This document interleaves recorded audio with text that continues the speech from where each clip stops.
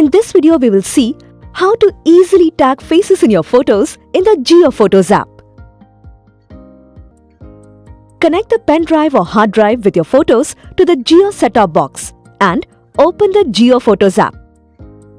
You will see photos and videos from your pen drive and hard drive listed in Photos, Memories and Albums tabs in the reverse chronological order. After that, navigate to the Faces tab using your remote.